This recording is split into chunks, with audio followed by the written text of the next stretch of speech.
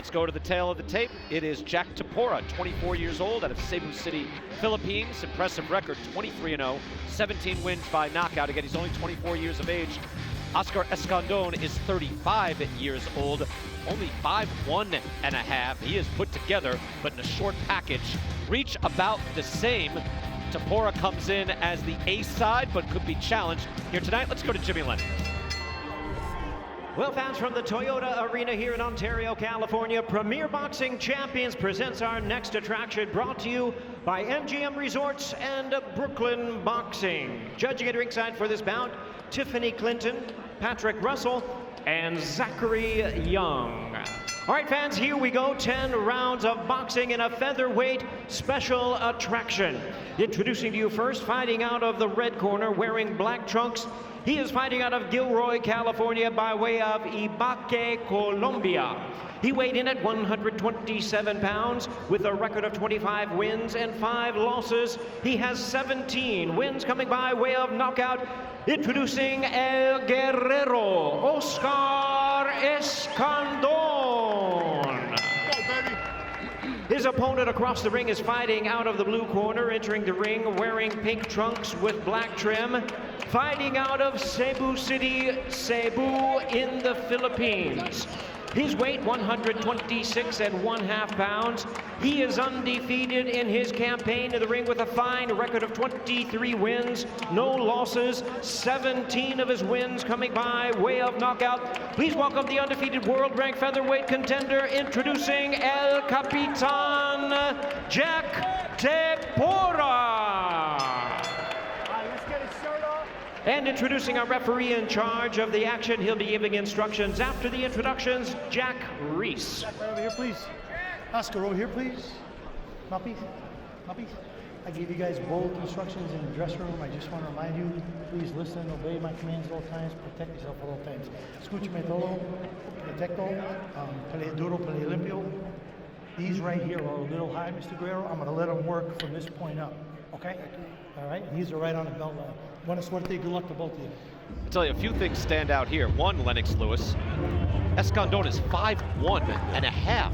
It's the shortest man I've ever seen in a professional ring. Oh, he's definitely grounded. He's close to the ground. Good word. I mean, no, look at the way he's, that's a stacked featherweight. Again, he's muscular, but he's 5'1". Oh yeah, he throws some great body punches. I've actually seen him fight before. And the other thing I would point out as we get underway here, scheduled for 10, round number 1, Joe Goosen, you can appreciate this.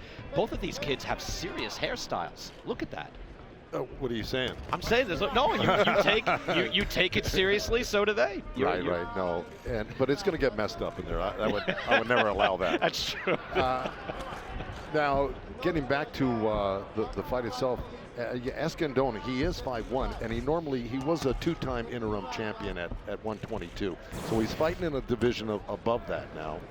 And you can tell he's a little soft around the middle. If you look at Tepora, he's a lot more thin and tight around the midsection. So we'll see if he can carry this weight up to 126 and take the power of somebody like Tepora, because he's very, very strong. And you saw in the corner Ruben Guerrero, father of Robert Guerrero. So you're talking to Robert before. He's a titleist and world championship challenger, most notably against Floyd Mayweather. Lunging in is Escandon, who has fought a high level of competition as he lands a right hand. Of course, he has lost, but fought Gary Russell Jr. and Brandon Figueroa. But you can see he is game and he comes to fight. Yeah, he's actually stunned Tepora a little bit early on. Tepora's just trying to gather his wits here. But, you know, Escandon is a real busy fighter, and he likes to climb right inside on this. Oh, man. Down he goes. There you go. 4, 5, Jack, look at me. 6, 7. Does not look good for Tepora. 9, 10. That is it. That's it. Another first-round knockout. Oscar Escandon, who has fought the top guys in the world, comes in meaning business and takes care of business. And let me tell you, that's what he had to do. He had to go after him because he's a shorter opponent. So going after him in the first round, hitting him, testing his body, testing his head, and the body didn't test too good. Nope. I tell you what, Jhack Tepora, again, he's fought most of his fights in the Philippines, but he's also fought in South Africa, Malaysia. He's 23-0. That's his first loss. Escandon's been, tried by fire. He's been in there with everybody, and he doesn't get knocked out. Escandon takes all the good guys a long distance. Here we go. We're gonna do a little replay here, Bri, and here's the head coming right in by Escandon. Now he's gonna just back out, and he reaches right under that elbow. It's a delayed reaction. He hit that rib cage where the liver sits right behind that bottom rib.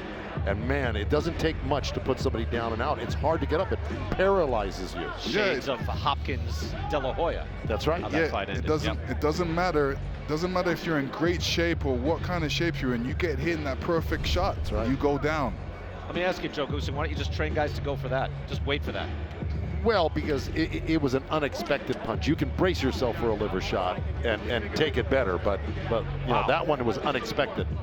And how emotional is Escandon for getting this win? Again, he's been stopped in his last 3 against, again, some of the top fighters in the world. And he comes in tonight. Again, he's coming in the afternoon, but he still gets in on TV. He gets his chance against an unbeaten young guy, and he comes in and pulls off the upset. It puts him right back in the top again, because you know, Tepora was they were looking to, you know, get him a title shot eventually, very soon. And this really is a big surprise, I think, maybe to both camps. Lennox, explain this for people out there, that the release of the emotions after a fight. Oh yeah, I mean, you know, he's gone through emotion, especially losing his last fight and wasn't in the tip-top shape he was supposed to be in. He had a lot of personal problems, and you know, that can weigh heavy on a fighter. And he got rid of all the problems. He's got a new trainer. He's training vigorously and taking it really serious. And this is the rewards from that. And he's really happy. Those tears are tears of joy. Yeah, the 34-year-old man who comes in and trying to revive his career, he does just that. Just so you know, Robert Guerrero's dad, Ruben Guerrero, said, "This is my son. He lives with me." He's very, very close with Escandon, and I got to tell you, hats off, even though he's got his hat on, to Ruben Guerrero for pulling this up. Figuratively. Ladies and gentlemen, we have the time of 1 minute 30 seconds in round number 1. A body shot ends this contest. As a referee in charge, Jack Reiss reaches the count of 10. The winner by way of knockout, El Guerrero, Oscar